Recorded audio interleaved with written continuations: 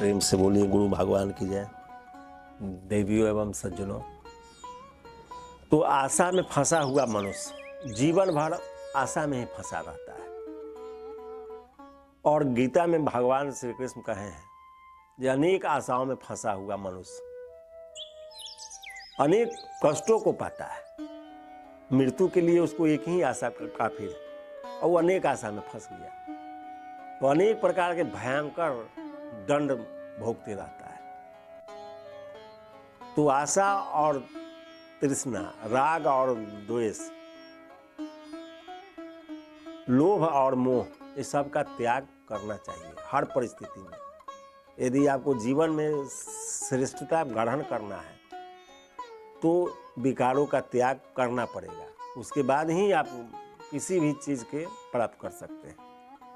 यदि विकारों में फंसे हुए हैं तो आपका विकास ज़्यादा दिन तक नहीं होगा और आप जाते जाते जाते जाते एक घोर दलदल में फंस जाइएगा और कुछ नहीं पाइएगा, जहाँ से आप लौट नहीं सकते। तो कर्म ही करना है तो सही दिशा में करिए और विचार पूर्वक करिए, तभी उसका फल मिलेगा।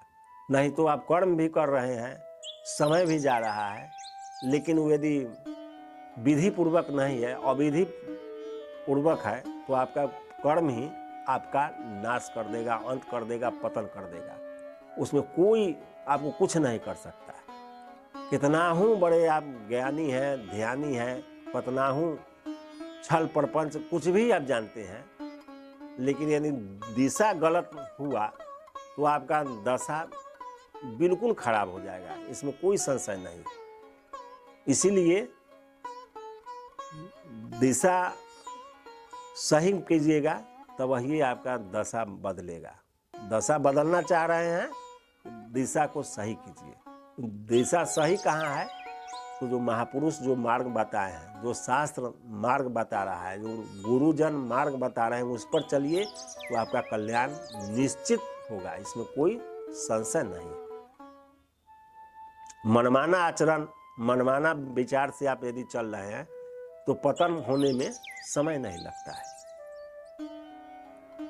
तो हर परिस्थिति में आप अच्छे विचार, अच्छे संस्कार को अपने अंदर धारण करिए, अपना आत्मनिरीक्षण करते रहिए और उस पर चलते रहिए। मनमाना आचरण ज़्यादा दूर तक काम नहीं आता है, सब बेकार हो जाएगा। तो आप कोई भी इच्छा आपके अंदर है, किसी भी प्रकार के आप यदि इच्छा पूर्ति करना चाहते हैं तो आप एक राम नाम के शरण में जाइए और राम राम राम राम रटते चलिए।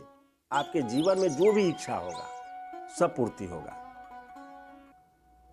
और यदि आप छल प्रपंच से इच्छा की पूर्ति करना चाहते हैं तो ना आपका इच्छा पूर्ति होगा और ना आपका कल्याण होगा। अब सब प्रकार से दुख, रोग, शोक के गहरे खाई में उलट जाइएगा और कोई बचाने वाला नहीं मिलेगा। तो आप प्रभु का नाम खुशी मन से, दुखी मन से, किसी भी हाल में आप यदि जप रहे हैं तो आपका कल्याण निश्चित होगा।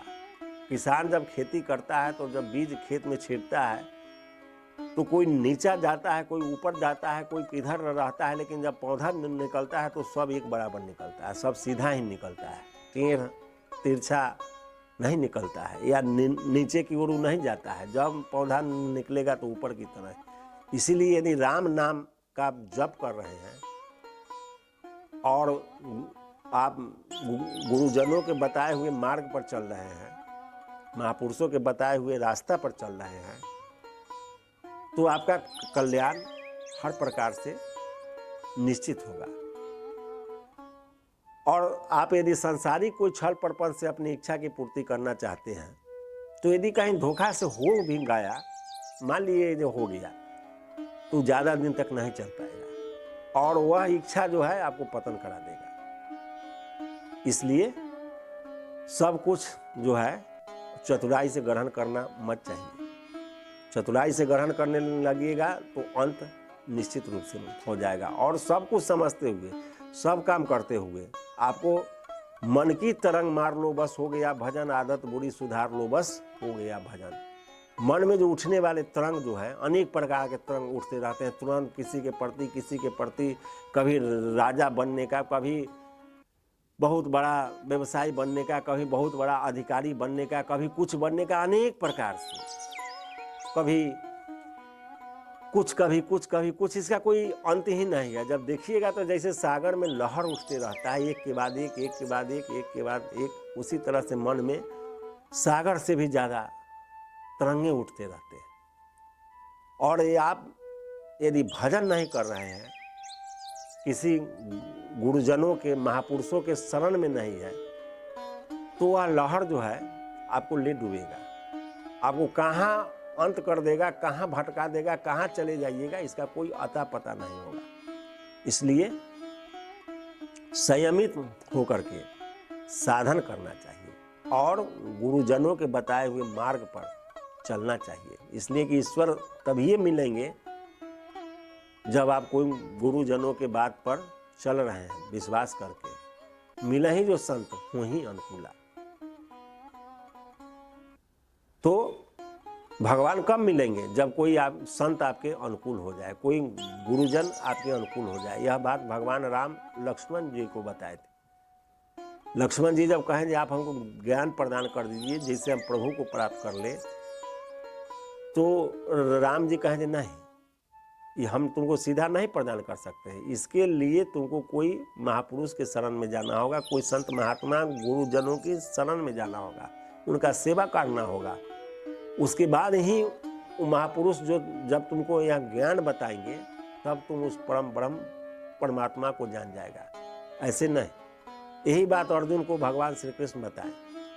अर्जुन जब बोले कि हमको आप उस परम धाम, परम ज्ञान, ब्रह्म विद्या का उपदेश कर दीजिए, तो भगवान श्री कृष्ण कह रहे नहीं, यह हम नहीं कर सकते हैं, इसके लिए तुमको किसी तत्वदर्शी महापुरुष के शरण में जाना होगा और उनकी भली प्रकार से सेवा करके, उनके साथ अपने श्रद्धा को समर्पण करके, अपने समस्त शंकाओं का समाधान करके, जितना भी तुम्हारे अंदर शंका है उसका समाधान वो महापुरुष के चरण में बैठकर कर लो। उसके बाद जब महापुरुष जब तुमको समझ जाएंगे, तुम्हारा समस्त शंका का समाधान हो जाएगा, तब तुमको तत्व ज्ञान का उपदेश कर देंगे, तब तुम परम शांति, परम कल्याण को प्राप्त हो जाएगा। यही ईश्वर को पाने का विधान है। तो जा पर कृपा न करहि पुरारी, सो न पावहि मुनि भक्ति हमारी। भगवान राम एक सभा बुला के सबको बैठा के कहे थे, जिस पर भगवान महादेव का कृपा नहीं होगा वो हमको कहियो नहीं पा सकता है। तो इसलिए सब प्रकार से महापुरुषों के वाणी पर भरोसा करके एक प्रभु के शरण में चले जाइए। बाकी इधर उधर उछल कूद करने से कुछ नहीं होगा, ताक झाक करने से। और मौत निश्चित आएगा, ये 100% 100% सही है। जब आप कितना हो चतुर सियान कुछ भी है, लेकिन मौत निश्चित आएगा। और कहाँ आएगा, किस परिस्थिति में आएगा, ये आपको पता नहीं है। इसलिए समय रहते आप उस प्रभु का शरण ग्रहण कर लीजिए और राम राम रटने लगिए, ताकि आपका सब प्रकार से अमंगल जो है वो समाप्त होने लगे और आप मंगल की दिशा में चलने लगे, तभी ये कल्याण होगा। ऐसे मनमाना आचरण से कुछ नहीं होगा। इसलिए हर परिस्थिति में खाते पीते, उठते बैठते, काम करते, कुछ भी करते हुए राम कह चलू, राम कह चलू, राम कह चलू भाई रे, आ नाही त भाव बिगाड़ में पड़िए, छूटत अति कठिनाई रे। यदि नहीं आप इस बात को समझ सके, भाव बिगाड़ में पड़ गए, 84 के चक्कर में पड़ गए, तो पड़िए गए, कोई उपाय नहीं और कोई छोड़ाने वाला नहीं मिलेगा। इसलिए हर परिस्थिति में राम राम राम ही जपना है। फिर अगले भाग में जय गुरुदेव।